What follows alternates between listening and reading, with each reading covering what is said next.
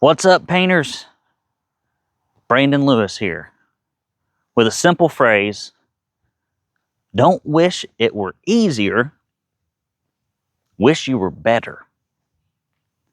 I don't know how many of you ever watched, listened to, or read the late, great Jim Rohn, but that's one of his phrases. Don't pray, don't wish that it would be easier.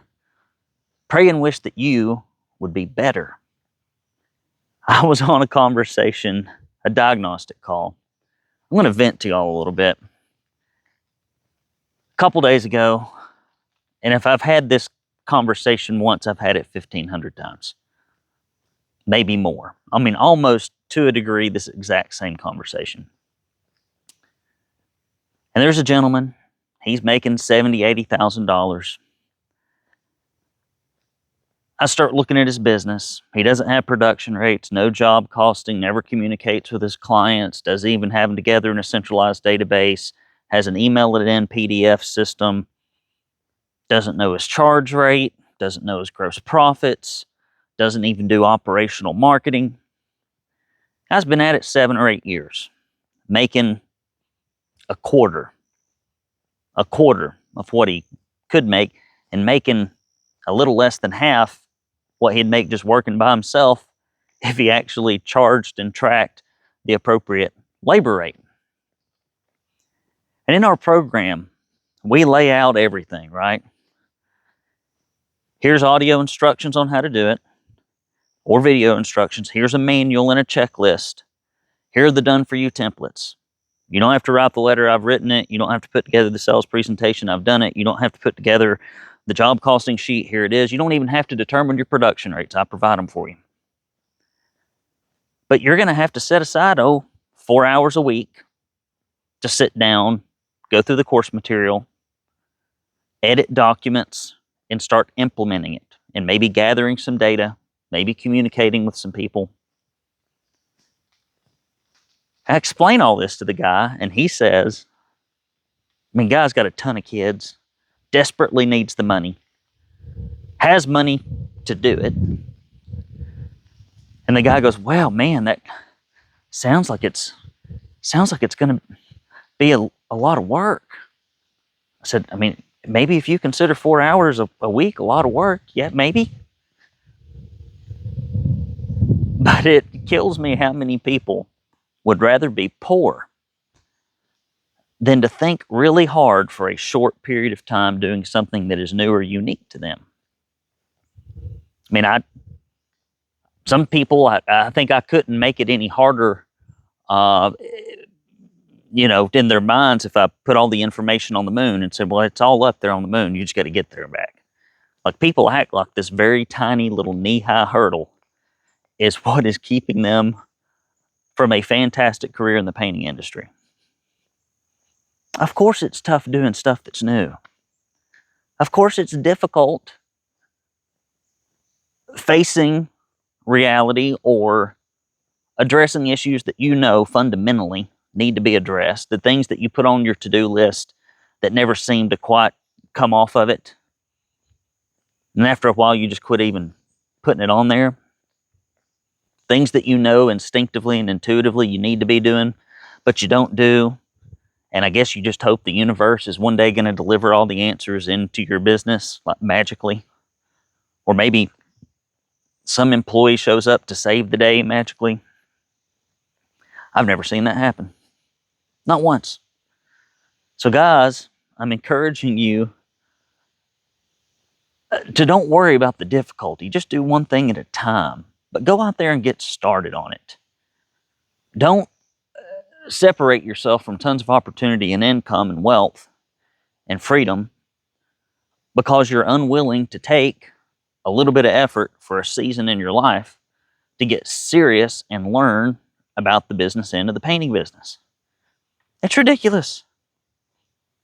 It's lazy. And I told the guy what I have told countless other people, because one thing that I have never been accused of over the last decade helping 500 painters in 6 countries is misleading anyone or telling someone something that wasn't true. Never once.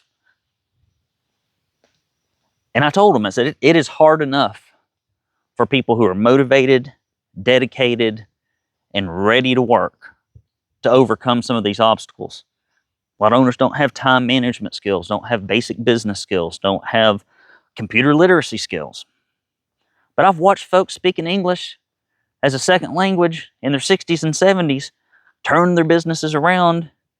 And here's a young person, youngish, speaking English as their first language, too lazy to make an effort at it. It's just laziness, in my opinion.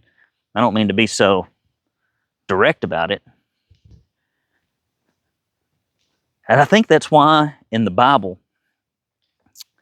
it continually and constantly harps on the calamitous result of idleness. As it say in there, a little slumbering, a little folding of the hands to rest, and want will come upon you like an armed man. People don't work, they shouldn't eat. I mean, it's like pretty evident that in order to prosper, you have to put in extraordinary effort.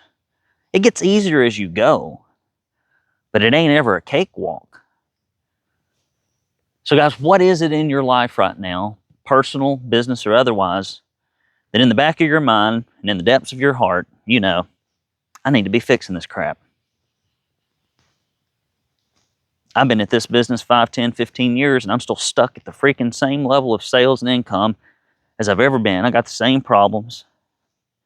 And yet you can see people in your market, other folks in your sphere of influence that are not stuck in that position. Well, how did they get from point A to point B? Effort. It says in the Bible also that with many counselors, plans succeed, but without counsel they fail. Paraphrasing. And so if you don't know how to fix your business, or if you've been trying to fix it for 5, 10, 15 years, and it ain't fixed yet, chances of it randomly fixing itself are about as good as you showing up to a job one day and a house randomly being painted and done, and you just collect the check with no effort. And I'm telling you, the journey is easier than it looks. Most people fail to even go on the journey because they mentally psych themselves out to the point to where they don't even consider it a possibility. I don't know if it's internal negative self-talk or what it is, but it just paralyzes people. And in closing, it breaks my heart because every year I watch people leap up, change their life. And now that I've been doing this for 10 years, I get to see the applied effort of 10 years with many of these people. And where they are today and where they were then, I mean, you can't believe it. But it's still the same process, predictable process. So guys, in the words of Jim Rohn, quit praying and hoping that it's going to be easy. Just completely easy. Push a button, swipe a credit card, easy. It's not going to be like that. Instead, wish and pray, and I mean that seriously. Lord, give me discipline. Give me strength to follow through when I don't feel like it, to push past obstacles, to not hear the voice of fear, to not worry about what other people think about my endeavors to improve my business, because the fear of man is a snare, but the fear of God is wisdom. And just start working on it. Might turn it around. I don't know. What do you think about all this waxing eloquent? Leave it in the comments section. Agree or disagree. Hate me or love me. It's up to you. This has been another thrilling, informative episode of Walking with Brandon. Love you guys. Mean it. Hey, winter's coming. We've got a winter training webinar. You should be seeing emails about it. Maybe a text message or two. If you're worried about being busy this winter, there's a good place to start. It's free. It's worth what you pay for it, right? All right, guys. Be good. I'll talk to you next time. BL, signing out.